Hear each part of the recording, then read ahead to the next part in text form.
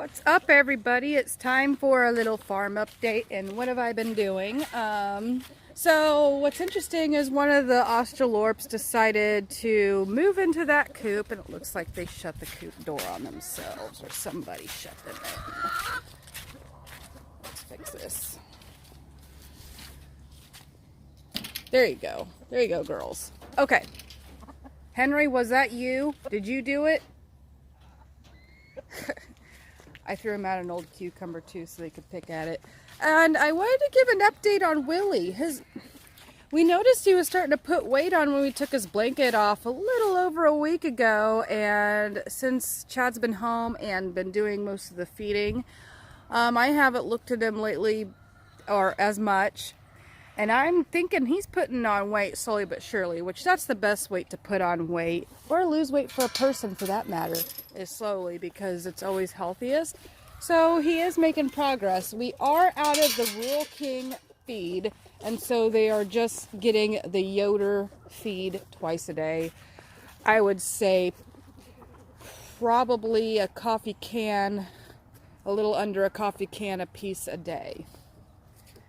And the ducks discovered the pond, and now they're hard to get out of there.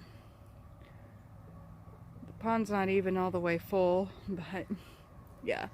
So in the springtime, I'm excited to be getting more ducks. I'll be looking into getting more ducks, either Rural King or people, whatever. I do want more ducks. I also want Muscovies, which are called ducks, but they're actually not ducks. They roost like chickens. They don't quack. They're quiet. They're great for the city. If you happen to live in the city or in town, and they do taste a bit different. So I do want to look into getting some of those in the springtime as well. And more chickens. Yes, Marge? You're all wet, girlfriend. But let's take a look at Willy a little bit better. Hi, Mary.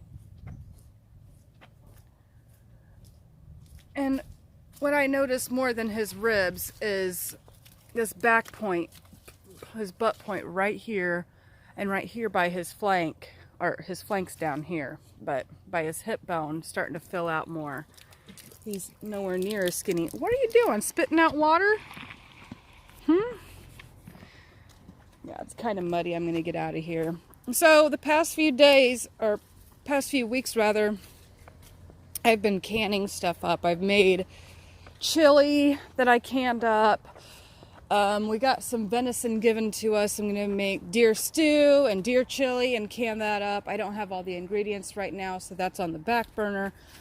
But I did buy a bone-in chicken thighs, cut the bones out, made chicken bone broth, canned up some broth, and with some of the leftover broth, I made keto broccoli cheddar soup, canned some of that up, and had some for dinner. So I've been a cooking fool lately.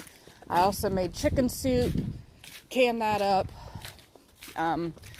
Right now, soups taste good. They'll probably taste good the rest of winter, even though they'll last longer in the jars. I'm sure we won't let them last that long.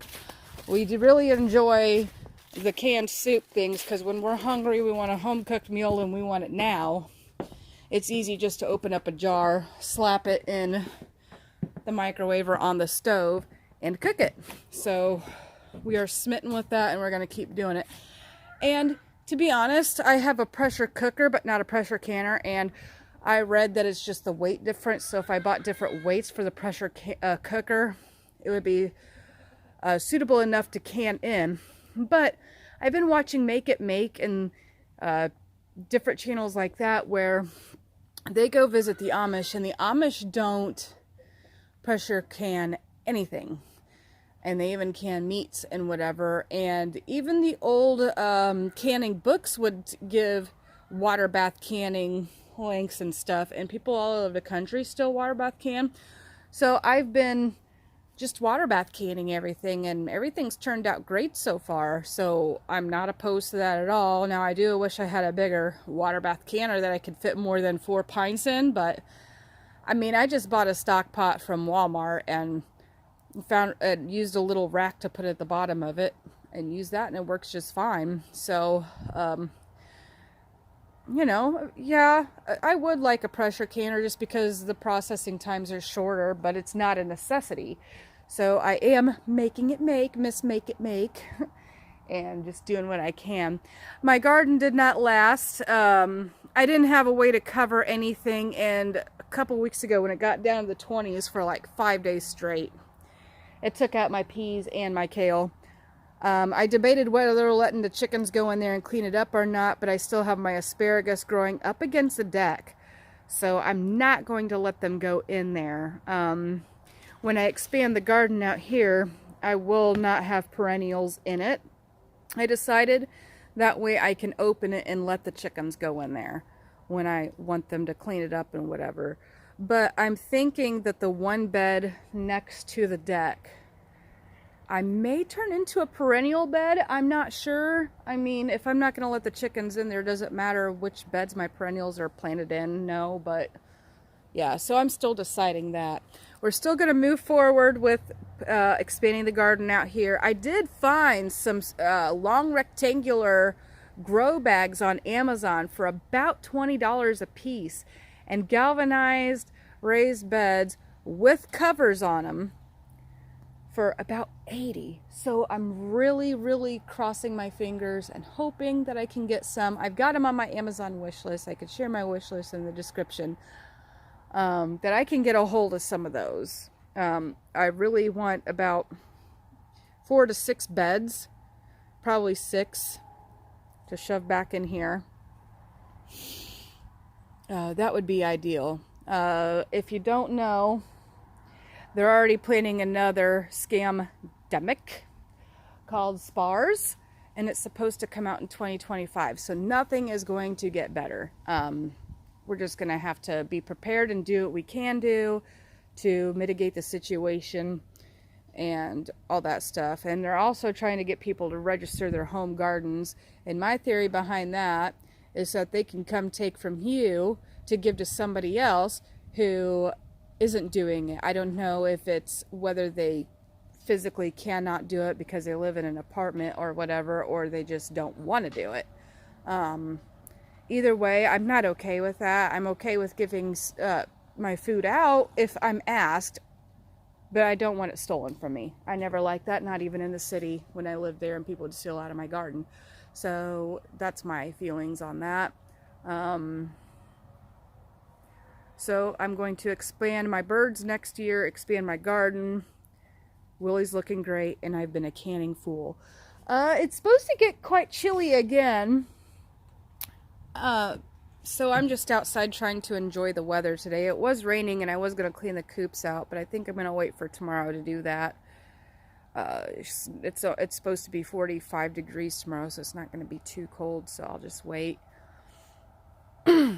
Anyway, thank you everybody for stopping by and checking up on my critters, my garden situation, how I'm doing, and everything else. I'm going to be 35 on Saturday, and I don't feel that old.